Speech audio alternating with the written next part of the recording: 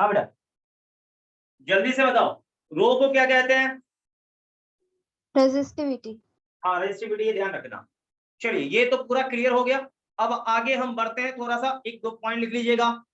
जैसे कि resistivity depend किस पर करता है, रेजिस्टिविटी किस चीजों पर डिपेंड करता है, तो पॉइंट में लिख लीजिएगा, नीचे लिखो, पॉइंट में लिखो, रेजिस्टिविटी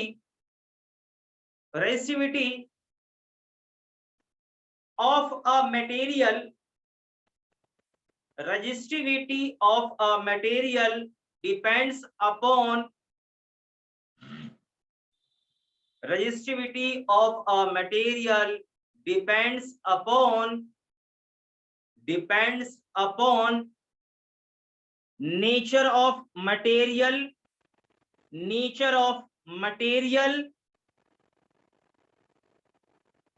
किस पे डिपेंड करता है बोलो? Nature of material. Nature of material लिख लिया। एंड टेम्परेचर, क्या लिखा बोलो? एंड टेम्परेचर लिख लिया, बोलो। Yes sir. एक बात और ध्यान रखिएगा, टेम्परेचर को आप बढ़ाएंगे तो रेजिस्टिविटी क्या होगा? बढ़ेगा। तो पॉइंट भी लिख लो, when temperature increase then resistivity also increase. लिख लिया, बोलो। When temperature increase resistivity also increase. ठीक, तो इसका मतलब रेजिस्टिविटी टेम्परेचर के साथ बढ़ेगा तो रेजिस्टेंस भी क्या होगा? बढ़ेगा। समझ में आ रहा है? बोलो। Yes sir. हाँ, ध्यान रखना ये। अब हम बात करते हैं, सुनिएगा सही से, शांत होकर सुनिएगा अच्छे से। रेजिस्टिविटी का यूनिट क्या होता है? रेजिस्टिविटी का यूनिट क्या होता है? नीचे लिख गया, ओम मीटर। नीचे लिख लो, unit of resistivity is ohm metre. Ohm metre लिख लिया, बोलो। Ohm into metre. अरे लिख लिया, बोल। Yes sir. यूनिट क्या लिखा? ओम मीटर, ये ध्यान रखना। लिख लिया, बोलो। Yes sir. हाँ, एक और टर्म है कंडक्टिविटी, तो उल्टा ऑफ रेजिस्टिविटी कॉल्ड कंडक्टिविटी। लिख लो, reciprocal of conductivity, the reciprocal of resistivity called conductivity of that material,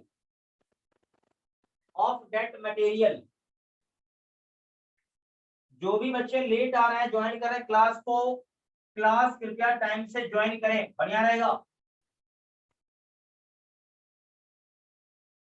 class join करने में लेट करेंगे तो नुकसान आप ही का होगा, मैं पहले बता रहा हूं। समय का एक तो वैसे ही अभाव रहता है, और क्लास हमेशा समय से शुरू होगा, मैं पहले बता रहा हूं, इसलिए आप भी समय से क्लास को ज्वाइन करिए, लेट बिल्कुल नहीं चलेगा। हाँ बेटा, ये हो गया। अब आगे बढ़ते हैं।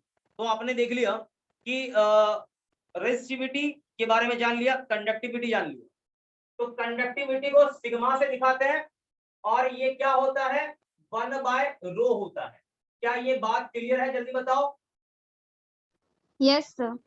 ये ध्यान रखना, एकदम ध्यान रखना, बहुत एकदम छोटा चीज मैंने बोला है। ओके, अब छोटे छोटे पॉइंट्स आएंगे, छोटे छोटे प्रश्न इस पर बनेंगे, ठीक है, वो आगे अपना वो चलता रहेगा, इस पर ज्यादा दिमाग लगा के कोई फायदा नहीं है। ठीक है, तो ये ध्यान रखिएगा, इसे नोट कर लीजिए, ये है रेजिस्टिविटी और ये है कंडक्टिविटी। रेजिस्टिविटी कंडक्टिविटी, ये ध्यान रखिएगा। ठीक, और आर आपका क्या हो गया? एक तो हो गया रो एल अपॉन के, या फिर आर इक्वल्स टू क्या हो गया? एल अपॉन सिग्मा ए। नोट कर लीजिएगा तीनों डब्बा, ये तीनों डब्बा नोट कर लीजिएगा।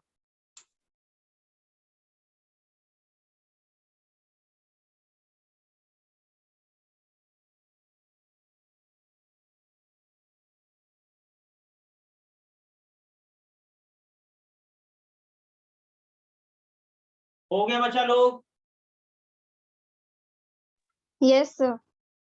हाँ, इसे इरेज करते हैं, ठीक है, शांत होकर सुनिएगा अच्छे से। इसे हम लोग इरेज करते हैं और एक सवाल देता हूं, उसके बाद फिर आगे बढ़ा जाएगा। एक छोटा सा सवाल। सवाल क्या है बच्चा? सवाल मैं आपको समझा रहा हूं, ध्यान से देखना। मान लीजिए ये एक मटेरियल है, ठीक, मटेरियल है ये, इसका रेजिस्टेंस आपको दिया था लेके R0, इनिशियली R0 है। ओके, ध्यान सुना, मतलब ये एक कोई मटेरियल है, इसका रेजिस्टेंस दिया है लेके कितना R0, इसका लेंथ था अभी L था, लेकिन किसी ने खींच दिया है, इलोंगेट कर दिया, खींच के लंबा किया है। तो खींच के लंबा कर, इसे खींच के लंबा कर दिया गया, कितना लंबा कर दिया गया? 3L कर दिया गया। ओके, मतलब पहले इसका लेंथ कितना था? L था, खींच के लंबा कर दिया, 3L कर दिया। तो अब नया वाला रेजिस्टेंस इसका R डैश कितना होगा, ये फाइंड करना है। R डैश क्या होगा?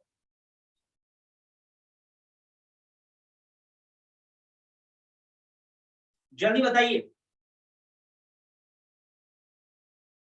स्ट्रेच किया है, खींचा है, लिख लो, length becomes 3 times of initial length by stretching, खींच के लंबा किया गया है, ठीक है, कोई तार मैंने आके जोड़ा नहीं है, खींच के लंबा किया, ध्यान रखिए इस बात का। तो यहाँ पर नया वाला R डैश क्या होगा, कोई बच्चा मुझे बता सकता है? जल्दी बोलो सर 3 times of R0. क्या कर बेटा? 3 टाइम्स ऑफ R0. हाँ 3 टाइम्स ऑफ R। कोई और बच्चा? मैं ऑप्शन देता हूँ बेटा। लेंथ ऑफ, मैं लिख देता हूँ, find R dash if, find R dash if length of wire becomes 3 times of initial length, initial length by stretching, खींच के लंबा किया है। तो ऑप्शन से मैं देता हूं लेके, option A 3R0, option B 12R0, option C 9R0, option D none. बताइए क्या होगा?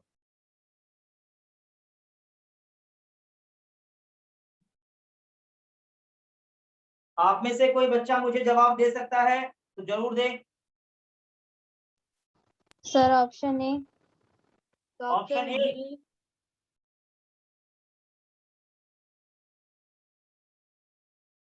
Sir D. Option A. चलो बेटा मैं समझाता हूं, चलिए ऑप्शन ए, कोई बच्चा कह रहा है ऑप्शन डी कोई नहीं होगा। हाँ, और कोई बच्चा? देख बेटा मैं समझा रहा हूं, शांत होकर मेरे भाषा समझेगा, पूरा समझ में आएगा। क्वेश्चन सबने लिख लिया होगा, इसे मैं इरेज कर रहा हूं, शांत होकर देखो, गारंटी दे रहा हूं लेके कि दोबारा इस प्रकार के सवाल में आप कभी नहीं लटकोगे, ठीक। आप बस आप सोच नहीं पा रहे हैं, इसीलिए सवाल आपसे नहीं बन पा रहा है, नहीं तो इस सवाल में कोई भी दम नहीं है, बिल्कुल 0 लेवल का सवाल है ये बिल्कुल आप समझो बोर्ड लेवल का क्वेश्चन नहीं है, बोर्ड लेवल से अधिक नहीं है ये। बस मैं आपको समझाता हूँ, शांत होकर बेटा मुझे बता कि इसका क्रॉस सेक्शन एरिया सपोज मान ले, मैं मान लेता हूं ए या A0 मान लेता हूं, ठीक। तो इसका शुरू का वॉल्यूम कितना होगा? A0 into L। बोल ये बात सही है कि गलत है? जल्दी बोलो। सही है सर। अब मुझे बताओ कि बाद का वॉल्यूम बी फाइनल कितना होगा? इसका क्रॉस सेक्शन एरिया मान लो A डैश मान लेता हूं, तो क्या होगा? A dash into 3L। बोलो सही है कि गलत है? सही है सर। अब आप मुझे बताओ कि इसको मैं कितना भी खींचूं, लंबा चौड़ा करूं, वॉल्यूम कभी चेंज होता है? आपने कभी पढ़ा हो तो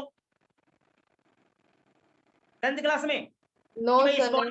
करा दिए, ये करा दिए, वो करा दिए, वॉल्यूम चेंज करता है? वॉल्यूम चेंज नहीं करता है, ठीक है। यानी इनिशियल वॉल्यूम और final volume as be same होगा, सुनते चलिएगा अच्छे से, ठीक है बेटा। तो ये दोनों बराबर होगा, यानी A डैश इंटू 3L बराबर A0 इंटू L। L गया काम से, A डैश क्या होगा? A0 बाय 3 होगा, ये ध्यान रखिए हमेशा। ठीक, अब नया वाला रेजिस्टेंस निकालेंगे आर डैश, तो आर डैश क्या होगा, आर डैश आपका होगा रो, रेजिस्टिविटी तो वही था, ठीक है, रो एल, एल कितना बोलो, एल आपका होगा 3L बाय ए नॉट, ये एरिया ए डैश कितना है, ए डैश मैं लिखता हूं, इसे सॉल्व करूं तो रो यहाँ 3 आ गया, यहाँ एल और ए डैश की जगह ए नॉट बाय 3, तो ए नॉट बाय 3, तो फाइनली क्या आएगा, तो 3 ऊपर 3 से क्या होगा 9 rho L by A not. ठीक है भाई, ये सभी लोगों को समझ में आ रहा होगा, लेकिन मैं यहाँ पे आर नॉट लिखूं तो आर नॉट क्या होगा, rho L by A not होगा। ठीक है, तो आप रिप्लेस करिए यहां से, तो आर डैश बेटा क्या आएगा, देखो 9 आर नॉट आएगा, यानी आंसर क्या होगा आपका, ये कौन सा ऑप्शन, सी ऑप्शन करेक्ट होगा। क्या बच्चा लोग ये समझ में आया या नहीं आया? आ गया सर। हाँ, अच्छा शॉर्टकट मैं समझा दूं आपको इसका शॉर्टकट ट्रिक। Yes sir. देखो, आप ये रट्टा मान लो कि खींच के जब लंबा करेंगे ना, तो बाद का जो रेजिस्टेंस होगा N square times R naught होगा। ठीक, जैसे मान लो खींच के 3 गुना कर दिया, तो 3 यहाँ रख दो 9 स्क्वायर, खींच के 4 गुना कर दिया, 4 यहाँ रख दो आ जाएगा, खींच के 100 गुना कर दिया, यहाँ रख दो, आंसर अपने आप आ जाएगा। जितना टाइम्स खींच के करेगा, ये शॉर्टकट ट्रिक हो गई। ठीक, समझ में आ रहा है या नहीं आ रहा, जल्दी बोलो। Yes sir. कोई दिक्कत इसमें, जल्दी बताओ। No sir. हाँ, तो आपके पास केवल 30 सेकंड का समय है, इसको नोट करने के लिए 30 सेकंड नहीं, केवल 20 सेकंड, जल्दी से नोट करिए।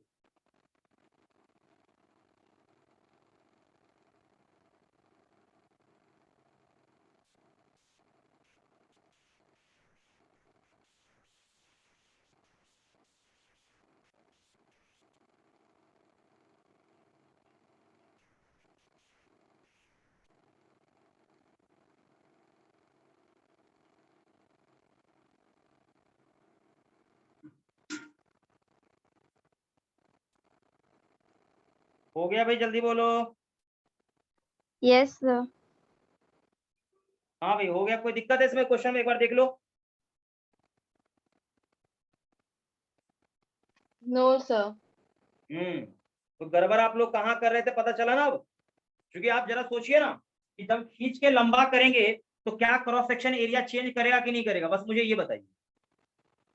चेंज होगा। Yes sir. चेंज होगा, इसीलिए तो रेजिस्टेंस भी बहुत ज्यादा बदलेगा। समझ रहे हो बात को, जल्दी बताओ, बात समझ में आ रही है कि नहीं आ रही है, बता दीजिए मुझे। हाँ ठीक है, ओके। चलिए, तो ये ओम्स लॉ का चक्कर खत्म है, ओम्स लॉ पे मैंने एक सवाल भी करा दिया, बाकी का हम आगे देखते हैं। अब देखिए बेटा, ये ओम्स लॉ तो खत्म है, इस पर मैंने बेसिक चीज समझा भी दिया है, देखिए और छोटा छोटा मैं सवाल आपको क्या दूंगा, लेकिन बाकी रेजिस्टेंस का अपना आगे चल के सीरीज, पैरेलल, ये सारे कॉम्बिनेशंस वगैरह आते हैं, रेजिस्टेंस को सर्किट में रिप्रेजेंट कैसे करते हैं, ये सब चीज मैं आपको अभी जस्ट बता दूंगा, आप चिंता नहीं करिए। लेकिन कुछ ऐसे भी टर्म्स है जो जब सर्किट अपना बनेगा तो आपको मैं बताऊंगा, उस पर सवाल भी मैं ढेर सारा करूंगा, आप चिंता नहीं करिएगा।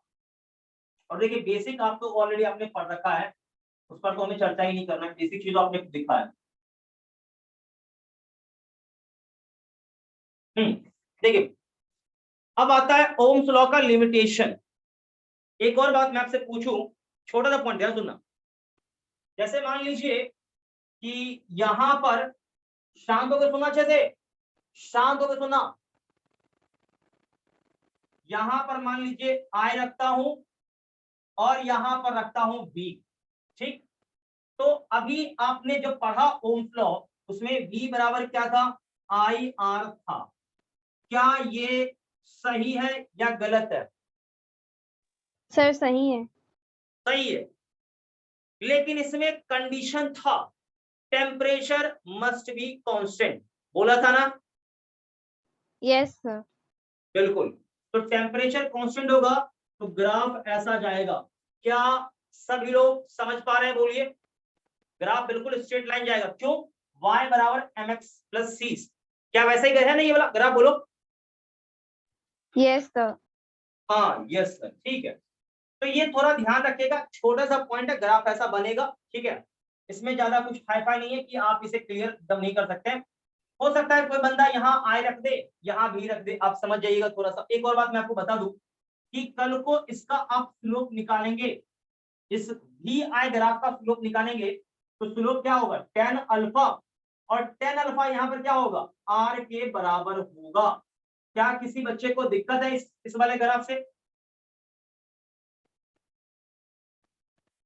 ये समझ रहे हो ना मैंने r क्यों लिखा है?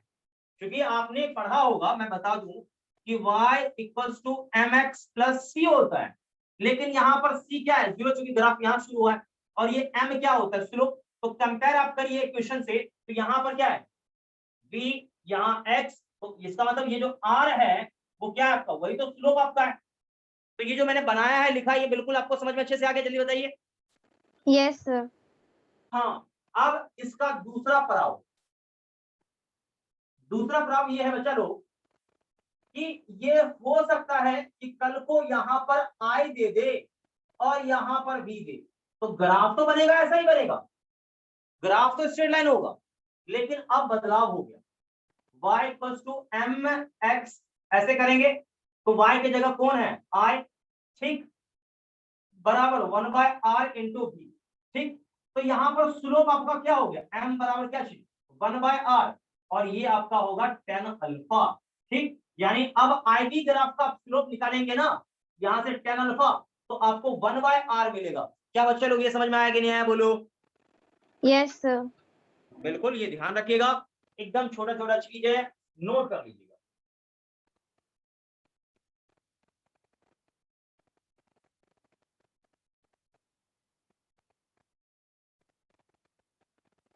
कुछ लोग इसे ओमिक ग्राफ भी कहते हैं, क्योंकि ओम्स लॉ को ये फॉलो कर रहा है, इसलिए ओमिक ग्राफ है।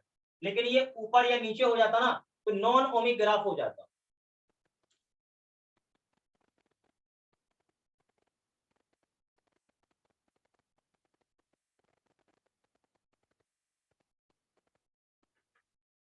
हो गया, बोलो। Yes, sir. एक लाइन लिख लीजिएगा, मैं आपको बता देता हूं, क्योंकि ओम्स लॉ बहुत जगह वैलिड भी नहीं होता, आपको मालूम है ना, कि कहीं कहीं ओम्स लॉ फेल कर जाता है, आपको पता है क्या, मालूम है, बोलो। नीचे की लाइन लिख लीजिएगा, नीचे की लाइन लिखिए, ohms law is valid for, ohms law is valid for, ohms law is valid for, is valid for all metallic conductors. Ohm's law is valid for all metallic conductors, all metallic conductors in which there are free electrons, in which there are free electrons। मतलब मैं जो कहना चाह रहा हूं वो क्या कहना चाह रहा हूं, मुझे बताइए। कोई बच्चा मुझे समझा सकता है क्या, बोलो। कोई बोलिए, सन्नाटे में चला गया सारा। अरे भाई, मैं ये कहना चाह रहा हूं कि ओम्स लॉ केवल और केवल मेटेलिक, यानी धातु, मेटल के जितने भी कंडक्टर्स हैं जिसमें फ्री इलेक्ट्रॉन होता है उसी के लिए वैलिड है। लेकिन कल को मैं बात करूं कि क्या ये सेमीकंडक्टर के लिए काम करेगा, बोलो। No, sir. No, sir. नहीं काम करेगा। आप बताओ ना कि करंट कहां से फ्लो करता है, आपको मैंने बोला भी था कि करंट सेमीकंडक्टर से भी पास करता है, आयनाइज्ड गैस से भी पास करता है, लिक्विड से भी पास करता है, बहुत सारे जगह से पास करता है, ट्रांजिस्टर से पास करता है, बहुत सारा चीज है, बहुत सारा कैपेसिटर है, बहुत सारा चीज है। लेकिन क्या सब जगह ये ओम्स लॉ काम करेगा, बोलो। No, sir. नहीं काम करेगा। तो मैं आपको कहना ये चाह रहा हूं कि ओम्स लॉ केवल और केवल, पूर्ण रूप से ये वैलिड होने की बात आ जाए तो ये केवल मेटल यानी कंडक्टर्स के लिए वैलिड है, ठीक है। तो नीचे एक हेडिंग डाल दीजिएगा, लिमिटेशन ऑफ ओम्स लॉ, आप लिख लीजिए, मुझे पता है भूल जाएंगे बच्चा लोग। ये नोट हो गया आप लोगों का? Yes, sir. हाँ, इसे मैं इरेज कर रहा हूं।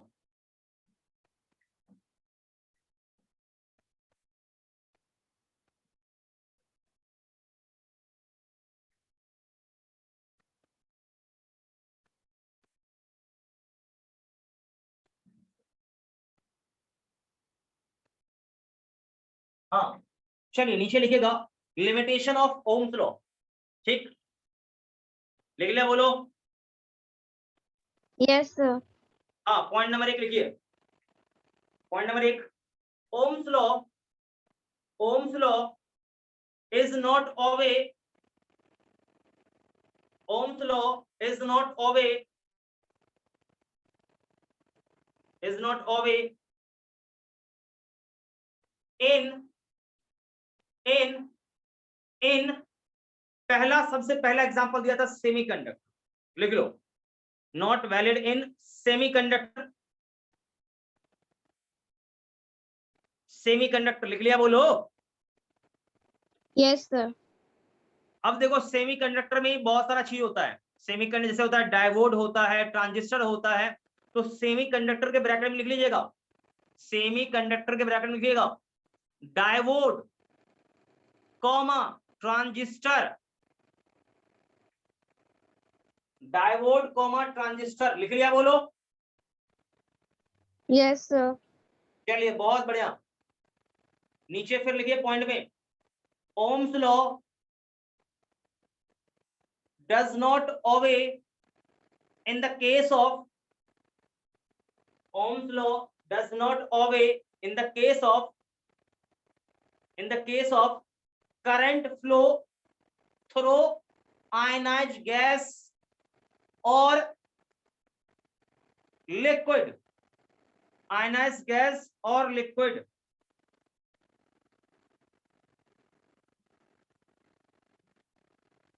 लिख लिया बच्चा लोग, जल्दी बोलो। Yes, sir. हाँ, अब सुनिएगा, देखिए ये आपका वी आई जो ग्राफ है ना, ये है ओनली फॉर कंडक्टर्स,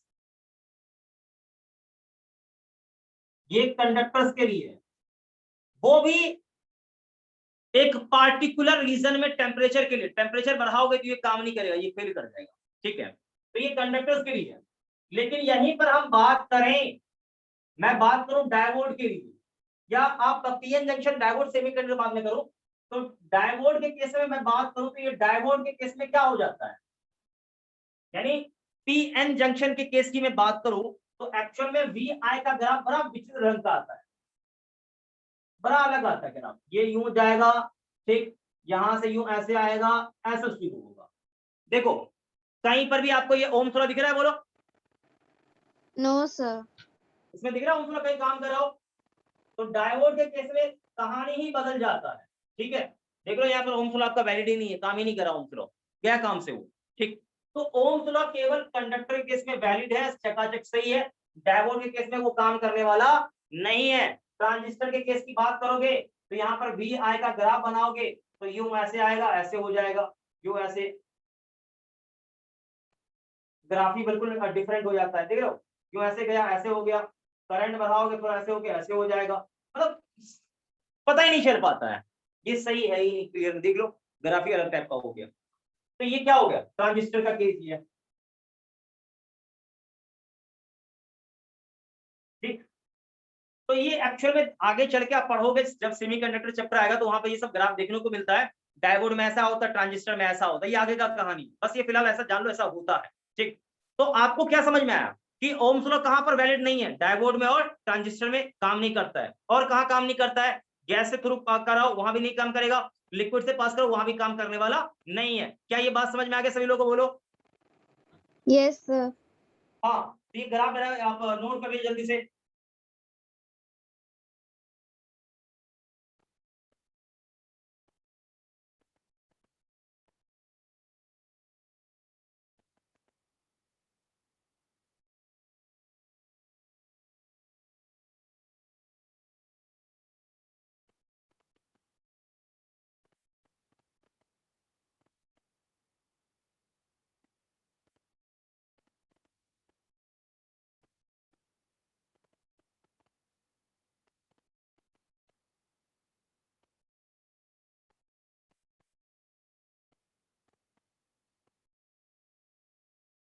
ध्यान रखिएगा, छोटा छोटा पॉइंट्स है, ज्यादा हाईफाई नहीं है।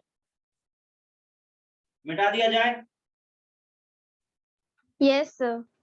हाँ भाई, इसे मिटा रहा हूँ।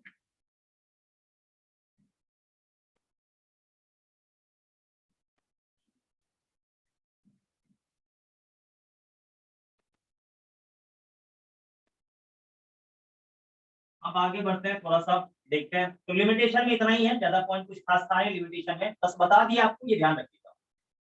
अब देखिए आगे हम आते हैं बढ़ के, तो एक नया टर्म आता है ड्रिफ्ट वेलोसिटी।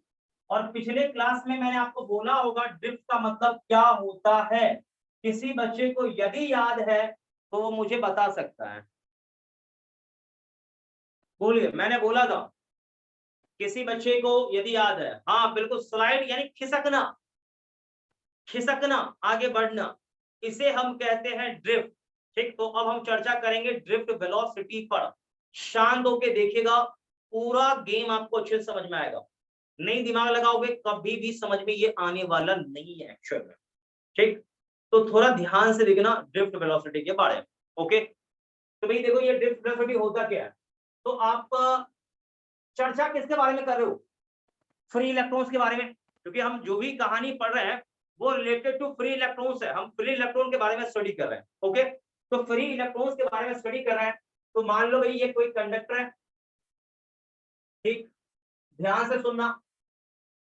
अब इसके अंदर ढेर सारा इलेक्ट्रॉन होता है, ढेर सारा इलेक्ट्रॉन्स है ये।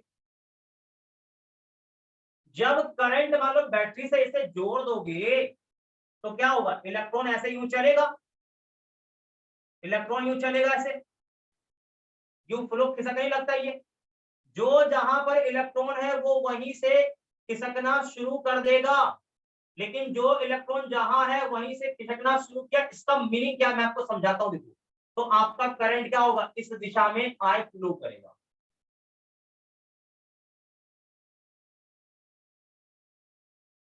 देखते चलिएगा ध्यान से तो समझ में आपको आएगा। ये इलेक्ट्रॉन चल रहा है और यहाँ पर इलेक्ट्रॉन क्या आ रहा है? आ रहा है यूं से। ठीक, अब ध्यान से देखो बेटा, ध्यान से सही से देखो। ये बैटरी से जुड़ा हुआ तब की कहानी है, तो इलेक्ट्रॉन खिसक रहा है। अब ये जिस रफ्तार से ये खिसक रहा है ना, इसी को कहते हैं ड्रिफ्ट वेलोसिटी। क्या कहते हैं बोलो? अरे पर सेकंड ये कितना आगे खिसका। मान ले यहां से यहां का डिस्टेंस कितना है? सपोज dx है, तो यहां से यहां देखो डिस्टेंस ट्रेवल किया dx। यहां से यहां आने में टाइम कुछ ना कुछ टाइम लगा इसको। अब जैसे यहाँ का टाइम मान ले क्या था, सपोज यहाँ t था और यहाँ का टाइम पता लगाया तो t प्लस कितना हुआ? dt टाइम हो गया। तो यहाँ से यहाँ आने में टाइम कितना लगा? dt टाइम लगा। तो इसका वेलोसिटी क्या होगा? dx by dt। यही एक्चुअल में इसका ड्रिफ्ट वेलोसिटी है। और dx क्या है? एक्चुअल में ये ड्रिफ्ट डिस्प्लेसमेंट है। ठीक, तो इसी से इसका वेलोसिटी क्या कहलाता है? ड्रिफ्ट वेलोसिटी कहलाता है। मैं आपको समझाता हूँ, ध्यान से।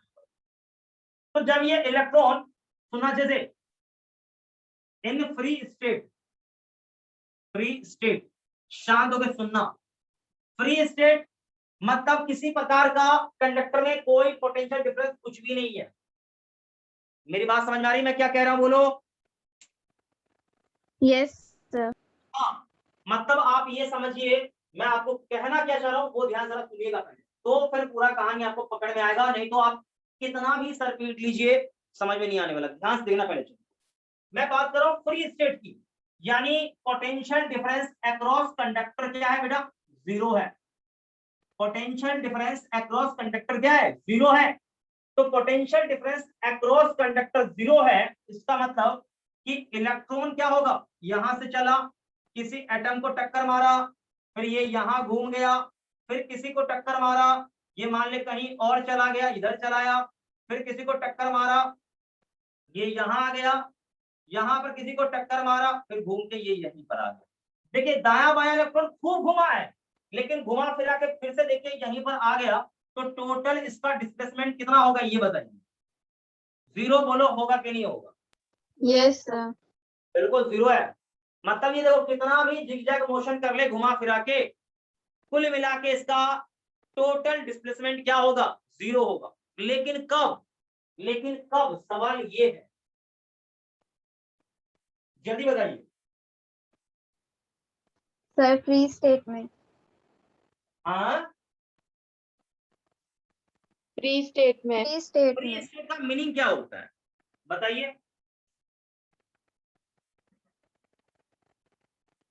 फ्री सर, स्टेट का मतलब क्या होता है? जब कोई करंट पास नहीं हो रहा है वहां से। जब करंट पास नहीं हो रहा, आप कहिए सीधा पोटेंशियल डिफरेंस कंडक्टर के अक्रॉस का जीरो है। मैं क्या कहना चाह रहा हूँ, मेरी बात आप नहीं समझ पा रहे ना? समझ में आ रहा है सर। ध्यान रखिएगा। तो क्या होगा, वो फ्री स्टेट कहलाता है। फ्री स्टेट के केस में केवल इलेक्ट्रॉन जिगजैग मोशन करेगा, बट इसका टोटल वेलोसिटी हमेशा क्या रहेगा? टोटल डिस्प्लेसमेंट क्या रहेगा? जीरो। अब जब टोटल डिस्प्लेसमेंट जीरो है तो इसका वेलोसिटी क्या रहेगा? वेलोसिटी आपका इसका जीरो मिलेगा, ये ध्यान रखिए। अरे जब डिस्प्लेसमेंट ही जीरो है तो वेलोसिटी इसका कितना होगा? जीरो बोल होगा कि नहीं होगा? Yes, sir. बिल्कुल, ये ध्यान रखिएगा।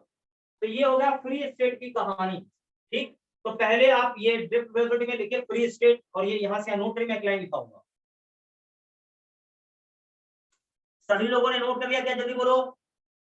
ऊपर वाला फोटो नोट नहीं करना है, केवल नीचे वाला घेरे वाला।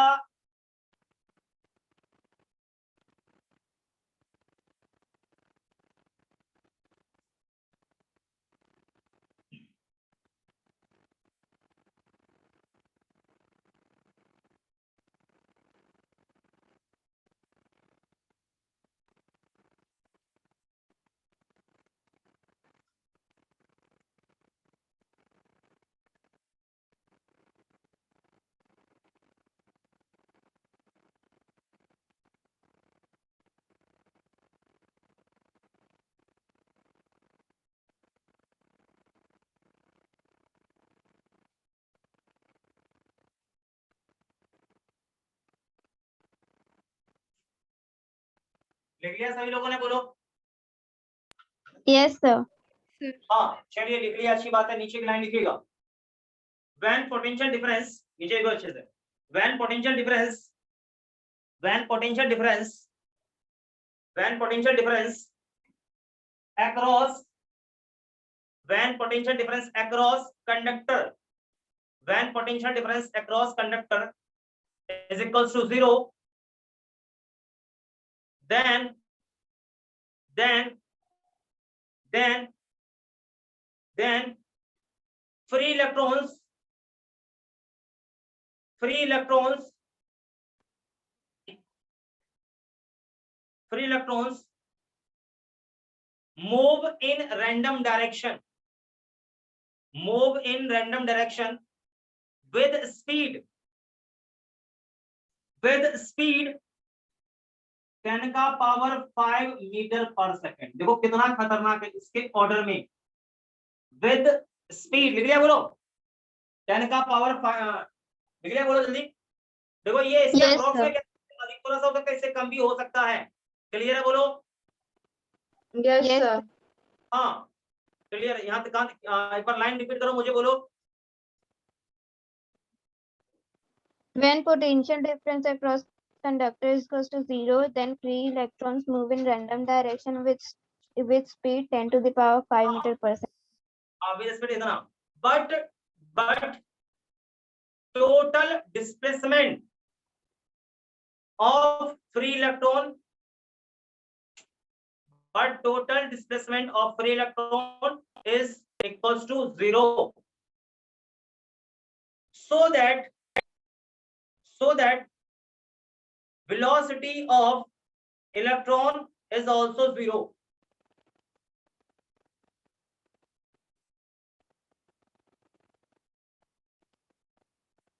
Also zero. क्या सभी लोगों ने लिख लिया? बोलो। Yes, sir. लिख लिया, बहुत बढ़िया, बहुत बढ़िया। तो सभी लोगों ने नोट कर लिया, यहाँ पर ये लिख लिया है। अब मैं आपको थोड़ा सा आगे बता, देखो एक चीज देखो गौर से, ये वेलोसिटी क्या है? बहुत लार्ज वेलोसिटी है। मतलब रैंडम मोशन जो होता है ना, वो काफी लार्ज स्पीड से होता है, लेकिन रैंडम के साथ ये खिसकने का चक्कर क्या है, मैं आपको ये समझाता हूँ, ध्यान देखना। मुझे बच्चों ये बताओ कि जैसी पोटेंशियल डिफरेंस क्रिएट करते हो इलेक्ट्रॉन खिसकने लगता है, क्यों खिसकता है? अब इसका कारण मैं आपको बताता हूँ। नीचे लिखिएगा, व्हेन, नीचे लिखो, when potential difference when potential difference applied across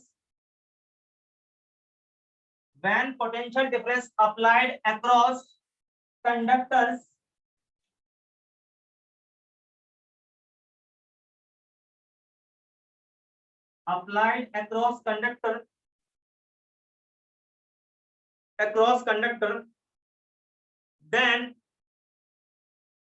then due to potential difference an electric field exists inside the conductor. लिख लिया? बोलो, जवाब नहीं आया चलो आपका। Yes, sir. An electric field exists inside the conductor.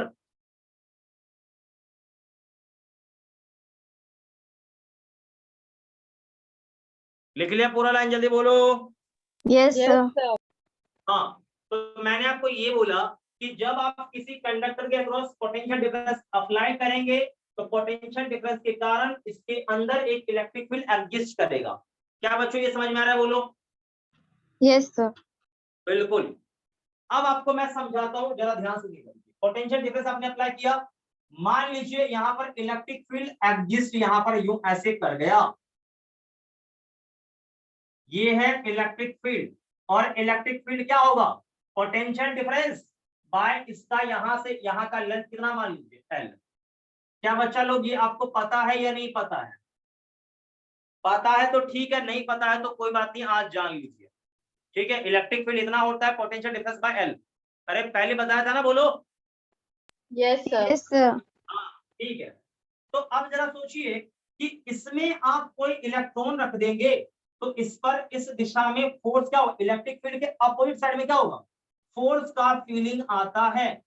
क्या बच्चों ये बात ओके है? बोलो। Yes, sir. हाँ ये होता है। तो यहाँ पर इलेक्ट्रॉन क्या होता है कि इस इलेक्ट्रोस्टैटिक फोर्स की वजह से इलेक्ट्रिक फील्ड के अपोजिट साइड में खिसकना शुरू कर देता है। ठीक है, तो अब यहाँ पर इलेक्ट्रिक फील्ड के सेंस में जो वेलोसिटी एक्वायर करता है ना, उसे ही कहते हैं ड्रिफ्ट वेलोसिटी। क्या कहते हैं? बोलो। Drift velocity. बिल्कुल, ड्रिफ्ट वेलोसिटी, ये ध्यान रखिएगा। तो एक्चुअल में अब क्या होगा? ध्यान देखो, ध्यान देखो। पहले था फ्री स्टेट, लेकिन अब होगा प्रेजेंस ऑफ इलेक्ट्रिक फील्ड। तो इलेक्ट्रिक फील्ड के प्रेजेंस में क्या होगा? प्रेजेंस ऑफ इलेक्ट्रिक फील्ड के प्रेजेंस में क्या होगा? देख, पहले तो ये बेचारा देख, ये यूं गया, जहां तहां टक्कर मार रहा है, यूं ऐसे जिग-जैग कर रहा है, मान ले यूं ऐसे घूमा, यहाँ आया, फाइनली यहाँ आया, फिर यहाँ आया। जहां तहां घूमा है ये, जहां तहां ये घूमा है, ठीक है, लेकिन आप गौर से देखिए इस बेचारे को, तो फिर से घूम के ये ऐसे बहुत घूमा, लेकिन फाइनली ये इसका डिस्प्लेसमेंट अब जीरो नहीं है, कुछ ना कुछ इसका डिस्प्लेसमेंट हुआ है। ये इलेक्ट्रिक फील्ड आपका इस तरफ है, लेकिन इलेक्ट्रिक फील्ड के अपोजिट साइड में इसका डिस्प्लेसमेंट एस हुआ है। तो क्या बेटा इसका टोटल डिस्प्लेसमेंट अब बोलो जीरो है? No, sir. नहीं, जीरो है, ध्यान रखिएगा। तो अब जिस रफ्तार से ये, जिस वेलोसिटी से ये इलेक्ट्रिक फील्ड के अपोजिट सेंस में खिसक रहा है, उसे ही कहते हैं ड्रिफ्ट वेलोसिटी। क्या बच्चों ये बात समझ में आ रहा है कि नहीं आ रहा? बोलो। Yes, sir. बहुत बढ़िया। तो सबको पता होगा एक्सेलरेशन निकालना हो तो फोर्स बाय मास होता है। फोर्स कितना है? E into capital E by M। ठीक, तो V बराबर क्या होता है? U प्लस AT होता है। और शुरू का रफ्तार, ये शुरू तो इसका शुरू का वेलोसिटी क्या था? जीरो था। तो बाद में क्या आएगा? ये V बराबर A कितना है? Capital E small e by M into tau. ये टाइम है, ये टाइम, इस टाइम को बोलते हैं रिलैक्सेशन टाइम। क्या बोलते हैं? जोर से बोलो। Relaxation time. Relaxation time. अब ये सवाल है रिलैक्सेशन टाइम क्या है? तो देखिए, ये इलेक्ट्रॉन लगातार अपना पाथ क्यों बदलते रहता है? अपना पाथ क्यों? जैसे देख, यहां से चला, यहां पर किसी ने किसी को टक्कर मारा, तो मान लीजिए पहला टक्कर इसका हो गया, अगली बार फिर से यहाँ टक्कर हुआ, अब इधर भाग गया, दूसरा टक्कर, देखते चलो कैसे, फिर यहाँ पर कौन सा? तीसरा टक्कर, फिर यहाँ पर कौन सा? चौथा टक्कर, ऐसे चलते रहता है। तो मेरे कहने का मतलब ये है कि दो लगातार टक्कर के बीच का जो समय अंतराल है उसको कहते हैं रिलैक्सेशन टाइम। मैं फिर से रिपीट कर रहा हूं, दो लगातार टक्कर के बीच का समय अंतराल, टाइम गैप क्या कहलाएगा? रिलैक्सेशन टाइम कहलाएगा। मैं फिर से रिपीट करूं, क्या बोलो? Yes, sir. मैंने ये बोला आपको कि दो लगातार कॉलिजन, देखो एक यहां एक है, दो लगातार कोई पकड़ लो, दो लगातार कोई पकड़ लो, चाहे ये पकड़ ले, ये पकड़ ले, या ये पकड़ ले, जो भी पकड़ना है पकड़ ले। दो लगातार टक्कर के बीच का जो टाइम का गैप है, टाइम इंटरवल है, उसे ही कहते हैं रिलैक्सेशन टाइम। समझ में नहीं आया अभी भी? आ गया सर। तो ये ध्यान रखिएगा। तो एक काम करिए, पहले तो आप ये फोटो नोट कर लीजिएगा, ठीक, उसके बाद ये फोटो नोट कर लीजिएगा, ठीक, उसके बाद एक दो लाइन लिखाऊंगा, देन आफ्टर ये नोट करना।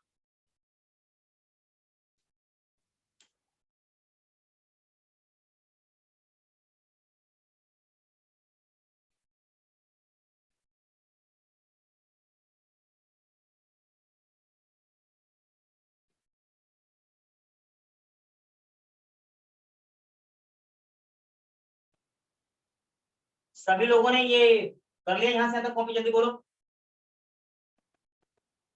No, sir.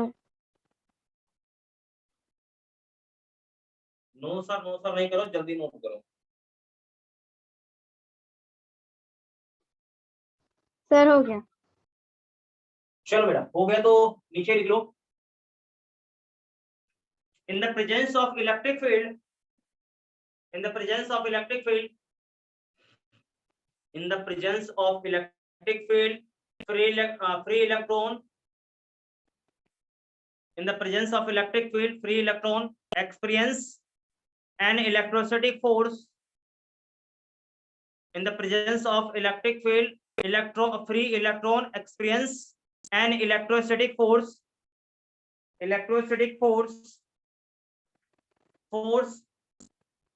opposite direction of electric field, opposite direction of electric field। लिख लिया? Yes, sir. बिल्कुल। ये अपोजिट डायरेक्शन में क्या होता है, इलेक्ट्रिक फील्ड के अपोजिट सेंस में ये फोर्स एक्सपीरियंस करना शुरू कर देता है। तो इसी फोर्स के कारण ये क्या होता है, इलेक्ट्रिक फील्ड के अपोजिट सेंस में क्या होता है, ड्रिफ्ट करने लगता है, खिसकने लगता है। ठीक है, तो नीचे लिखिएगा, free electron, free electron, free electron displaced, free electron displaced in the presence of electric field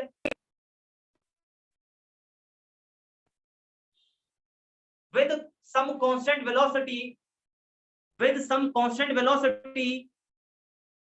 called drift velocity।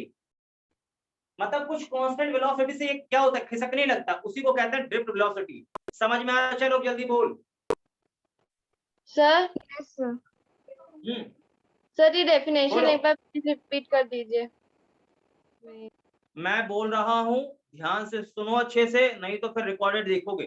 ध्यान सुनो, देखो मैं ये कह रहा हूं, द फ्री इलेक्ट्रॉन, ठीक, द फ्री इलेक्ट्रॉन, मैं पहला लाइन रिपीट करूं या अभी वाला? सर अभी वाला। हाँ, अभी वाला रिपीट कर, सुनो।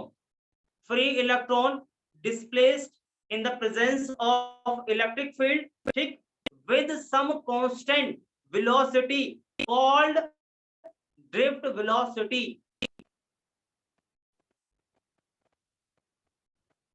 जल्दी बोलो, क्लियर है? Yes, sir. Yes sir. अभी भी क्लियर नहीं आपको हुआ क्या? बोलो। हो गया सर। चलिए ठीक है। तो देखिए, कुछ ना कुछ कांस्टेंट वेलोसिटी, मैंने बोला कांस्टेंट वेलोसिटी से वो खिसकने लगता है, इसका मतलब उसका मैग्नीट्यूड चेंज नहीं करेगा, ये ध्यान रखना। तो अब यहाँ से यहाँ तक कॉपी करो जल्दी से, फटाक से, यहाँ से यहाँ कॉपी होगा, फिर एक लाइन और लिखाऊंगा, उसके बाद उसको बाय बाय करूंगा। एक चीज ध्यान रखना, एक चीज ध्यान रखना, जो इसका रैंडम स्पीड था, वी रैंडम, रैंडम स्पीड का ऑर्डर क्या था रे? 10 का पावर 5 मीटर पर सेकंड, बट ड्रिफ्ट का ऑर्डर पता है क्या होगा? ड्रिफ्ट का ऑर्डर वो अप्रोक्स में आएगा 10 के पावर -4, ये सब के ऑर्डर में आता है, ये बहुत कम होता है ये।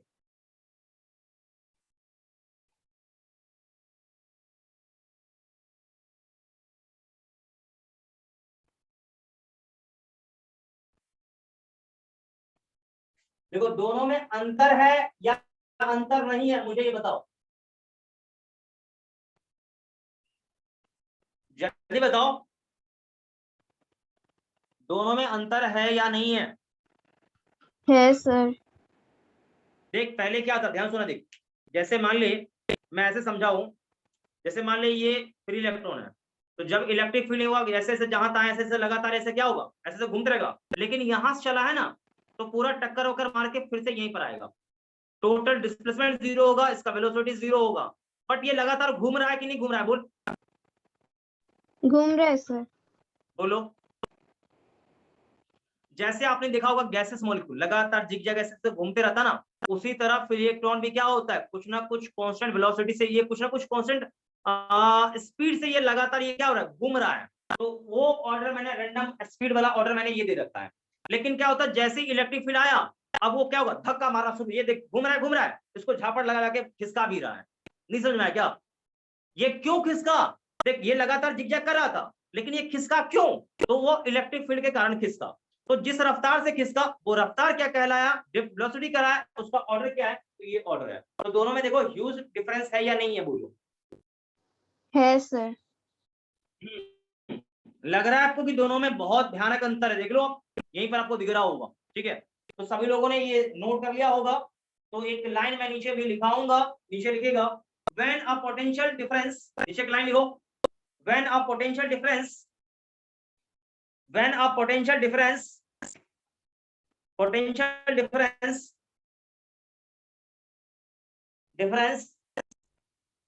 is applied between, when a potential difference is applied between the ends of the conductor, when a potential difference is applied between the ends of the conductor, conductor wire या कंडक्टिंग वायर लिख लो, लिख लिया, बोलो। Yes sir. Yes comma करके आगे बढ़िएगा, it provides a small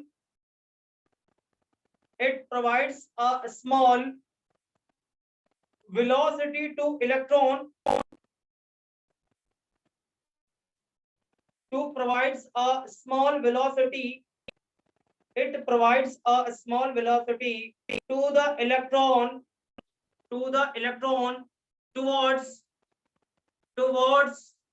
the higher potential, and it provides a small velocity to the electron towards the higher potential, लिख लिया, बोलो यहां तक।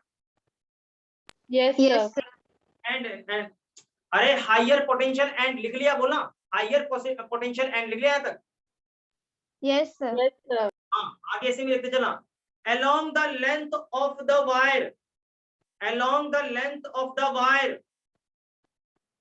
which is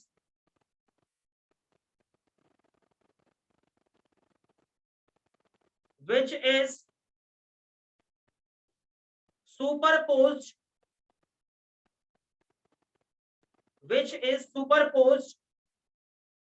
on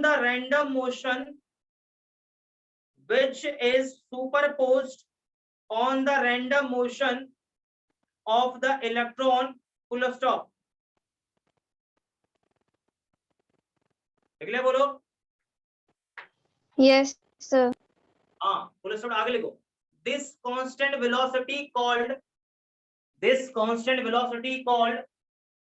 velocity,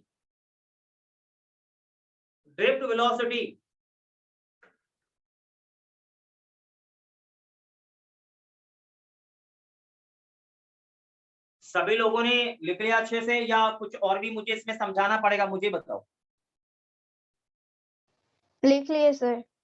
लिख लिया है, चलिए ये हो गया। अब एक काम करिए, यहां से यहां तक कॉपी करिए, नीचे में मैं रिलैक्सेशन टाइम का डेफिनेशन लिखा दूंगा, ठीक है, ये टाउ है, टाउ ऐसे घुमा के, ये टाउ इसको बोलते हैं, टाउ, टाउ वाला सिंबल है, ठीक। ये एक्चुअल में रिलैक्सेशन टाइम है, समझ गया? Yes, sir. कॉपी करो, कॉपी करो।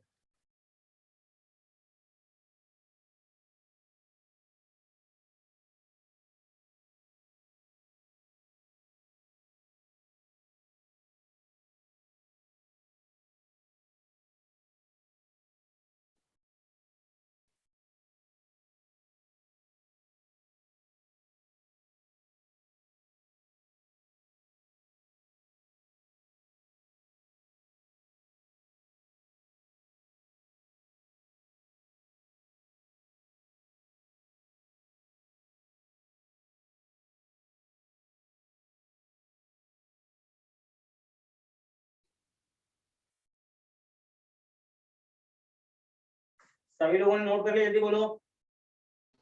Yes, sir. नीचे डेफिनेशन लिख लो, रिलैक्सेशन टाइम,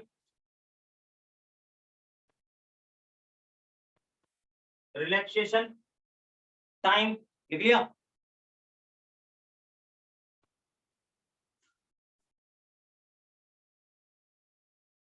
लिख लिया बोलो। अब डेफिनेशन लिखा दूं क्या? Yes, sir. Yes, sir. Definition नीचे लिखो, the time interval between, the time interval between, the time interval between, the time interval between two successive collision, the time interval between two successive collision,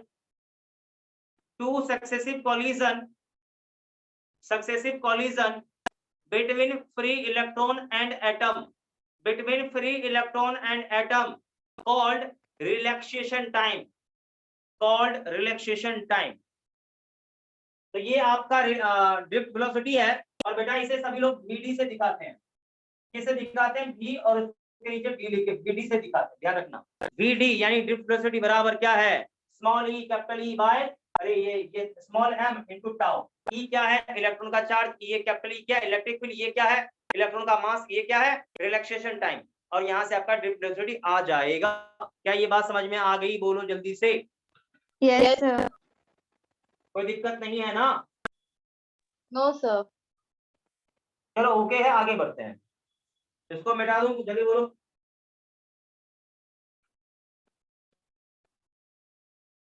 जल्दी बोलो, मिटा दूं?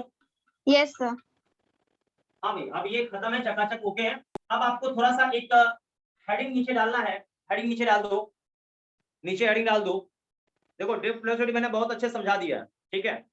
नीचे डाल दो, the relation between, the relation between drift velocity and potential difference across conductor, the relation between drift velocity and potential difference across conductor.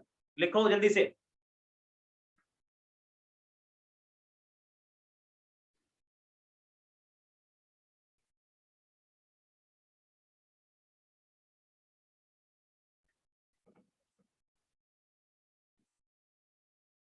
सभी लोगों ने हेडिंग डाल दी बच्चा लोग?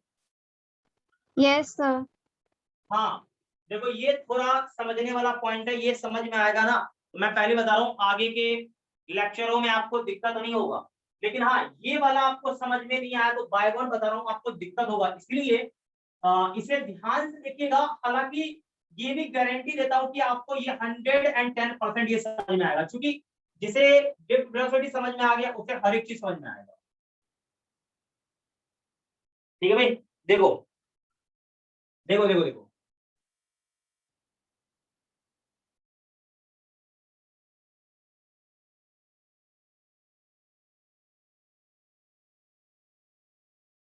बेटा मुझे बता कि इलेक्ट्रॉन कहां से कहां ट्रेवल करेगा। जैसे मैंने बोला था ये लोअर पोटेंशियल है और ये हायर पोटेंशियल है, तो इलेक्ट्रॉन यहां से चलेगा यूं ऐसे, तो कंडक्टर से ये क्रॉस करेगा, तो कंडक्टर का ये लोअर पोटेंशियल है। आई होप सभी लोगों को पता होना चाहिए। यहां से इलेक्ट्रॉन चलेगा और ये कंडक्टर कौन सा है? हायर पोटेंशियल है। जस्ट देखो स्टेटमेंट भी मैंने लिखा है कि कंडक्टर के कौन से पोटेंशियल से, लोअर से हायर की तरफ मूव करेगा। क्या आप लोगों का तोता उड़ गया या समझ में नहीं आया? बोलो। आ गया सर। आ गया सर। आ गया ना समझ में? चलो भाई, आ गया तो बहुत अच्छी बात है। अब आगे बढ़ते देखो, आगे बढ़ते देखो। अच्छा, ये वीडियो मेरा क्लियर है ना? हाँ क्लियर होगा। देखो यहाँ बेटा, मुझे बताओ कि यहाँ पर इस कंडक्टर का लेंथ मैं L मान लेता हूँ, L मान लेता हूँ। किसी को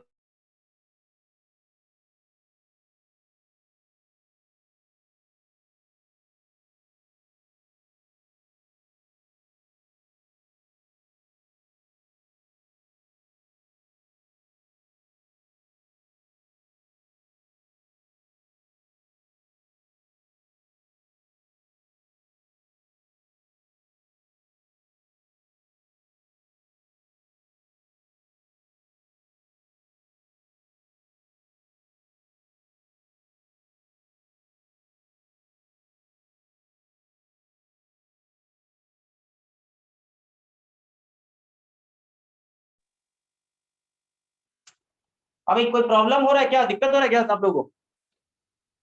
यस सर, स्क्रीन नहीं दिख रहा है। क्या कह रहे हो? दिख नहीं रहा है क्या?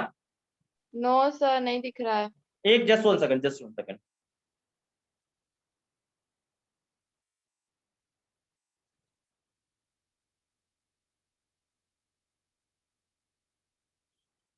अभी आ रहा है बेटा? जल्दी बताओ।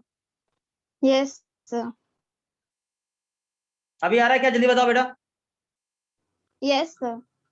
हाँ देखो, आ रहा होगा, आ रहा होगा, अच्छे से आ रहा होगा। देखो तो बेटा यहाँ देखो, V H minus V L को हम क्या लिखते हैं? वी लिखते हैं। तो यहाँ से ई का वैल्यू मुझे मिल जाएगा। तो बताइए बेटा, ड्रिफ्ट वेलोसिटी वी था क्या आपका? था क्या? Small E capital E by M into tau. तो बेटा ई के जगह आप क्या लिख सकते हो? जो ई बाय एम, और कैपिटल ई के जगह क्या होगा? V by L into tau. क्या ये बात सभी लोगों को समझ में आया कि नहीं आया? जल्दी बताओ, टाइम नहीं वेस्ट करना है। आ गया सर। क्या आपको समझ में आया? मुझे ये बताइए, बोलिए। जवाब नहीं आया आपका है। जवाब आप देंगे तभी मैं समझूंगा आप वाकई में समझ पा रहे हैं। बताइए मुझे,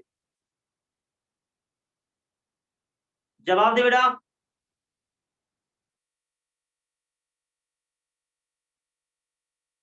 अरे बोलो भाई, आपको क्या समझ में आया? दिक्कत हो रहा है तो बोलो ना, हाँ सर दिक्कत हो रहा है। सारे बच्चे सन्नाटे में चले गए। मैं आपसे क्या पूछ रहा हूं, यहां तक जो मैंने अभी समझाया है, यानी ड्रिफ्ट वेलोसिटी का चक्कर क्या आया? वीडी क्या आया? E into V by M into L into tau, ये मुझे मिला। ठीक, तो ई क्या है? ई हो गया इलेक्ट्रॉन, आपका जो चार्ज होता है 1.6 इंटू 10 का पावर माइनस 9। वी है इसके क्रॉस,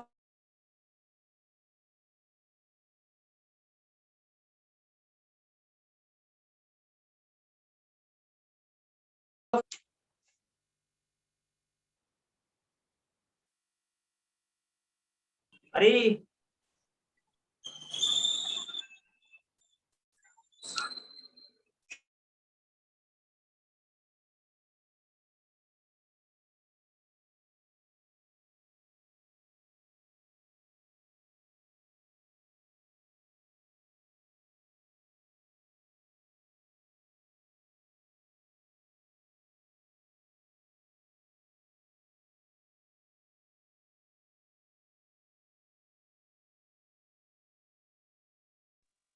हाँ भाई, जवाब दो लेके जल्दी से क्विकली।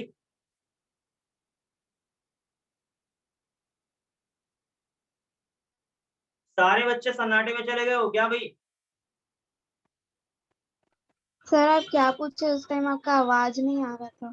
अच्छा ठीक यस है बेटा, नहीं आ रहा तो कोई बात नहीं है। मैं ये कह रहा था कि यहां से यहां तक देखो, मैंने समझा तो आपको दिया है लिख अच्छे से, लेकिन आपको समझाया तो ये आपको समझ में आया या नहीं आया? ईमानदारी से बस मुझे बोलो, जल्दी बोलो, सर एक टाइम बार नहीं वेस्ट और करना। समझा दीजिए। देखो मैं एक बार और समझाता हूँ, चिंता इसके लिए नहीं करोगे। पहले देखो यहाँ का पोटेंशियल कितना है ये बताओ। हाई पोटेंशियल है। हाई पोटेंशियल है, ओके ओके, हाई पोटेंशियल है।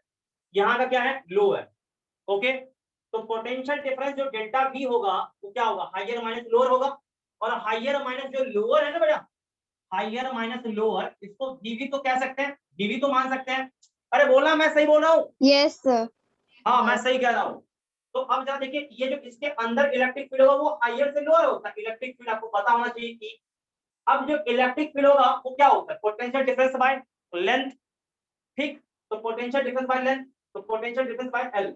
तो ये चीज क्लियर होगा, इलेक्ट्रिक फील्ड इतना आएगा, और ये हाइयर माइनस लोअर को क्या कर सकते हैं, लिख सकते हैं, तो V बाय क्या हो गया एल, ये इलेक्ट्रिक फील्ड आ गया इसके अंदर का। क्या बच्चों ये समझ में आ रहा है, जल्दी बोलो। Yes, sir. हाँ, आपको वाकई में समझ में आ गया है तो कोई दिक्कत का विषय नहीं है, ठीक। अब देखिए आगे नेक्स्ट कार्यक्रम, ठीक है भाई, देखिए नेक्स्ट आगे का। बच्चों मुझे बताओ कि यहाँ से ये आ गया, तो बेटा ये ऑलरेडी मैंने पहले ही निकाल रखा है, देखिए यहाँ पर पहले निकालना पहली Yes, बार। sir. Yes, sir. ये इलेक्ट्रिक फील्ड है, इलेक्ट्रिक फील्ड का वैल्यू यहाँ से सब्स्टिट्यूट कर दो, तो ये इलेक्ट्रिक फील्ड का वैल्यू आप सब्स्टिट्यूट करोगे तो यहाँ से फाइनल क्या आएगा, EV by m into L into tau है। क्लियर नहीं क्या? Clear है, sir. हाँ, तो यहाँ से फाइनली क्या आया, देखो डिफ्यूजिविटी कितना आपको निकल के आ गया। तो मतलब आप ये समझो कि कभी भी आपको कोई कंडक्टर दिया रहे, वहां पर आपको पोटेंशियल डिफरेंस उसका दिया हुआ हो, तो क्या आप पोटेंशियल डिफरेंस और उसका लेंथ पता हो, तो क्या आप वहां पर ड्रिफ्ट वेलोसिटी आप निकाल सकते हैं या नहीं निकाल सकते, मुझे बस इतना बताइए। निकाल निकाल सकते हैं, सकते sir. हैं, sir. निकाल सकते हैं। क्या ये मुश्किल गेम है क्या, बोलो? No, No, sir. sir. ये मुश्किल बिल्कुल भी नहीं है, इस बात से बिल्कुल आप क्लियर रहिए। चलिए आगे बढ़ते हैं, और आपको किसी प्रकार का इसमें कुछ डाउट है तो बोलिए मुझे। No, sir. Clear है. कंफर्म हो ना, डाउट नहीं है? Yes, sir. हाँ भाई, तो चलिए इसे आप नोट कर लीजिएगा, और पता है आगे चल के मैं ओम्स लॉ डायरेक्ट डिराइव करके दिखा दूंगा, पता है हर एक चीज डिराइव करके दिखाने वाला हूँ मैं आपको। मतलब आप एकदम निश्चित हो जाइए कि ओम्स लॉ में आपको कभी दिक्कत नहीं होगा, ठीक है। मतलब फिर से मैं बताऊंगा, आपको चिंता नहीं करिए, पहले नोट लीजिए इसको जल्दी से। क्या सभी लोगों ने कर लिया नोट, जल्दी बोलो। Yes, sir. ठीक है भाई, तो बेटा आज का जो सेशन हम लोग का है वो यहीं तक रहने दें, तो किसी को कोई दिक्कत नहीं। अब No, sir. चलो बेटा इतना ही रहने दो, अगले सेशन में मिलते हैं, फिर देखेंगे, ठीक बेटा। तो आज का इतना ही रहेगा, आगे अगले लेक्चर में मिलेंगे तो फिर आगे बढ़ाते हैं, ठीक है रवि को। ठीक है बेटा, सबको एक साथ bye bye. Thank you, sir. Bye bye बेटा सबको, बाय बाय बेटा सबको, bye bye. Thank you, sir.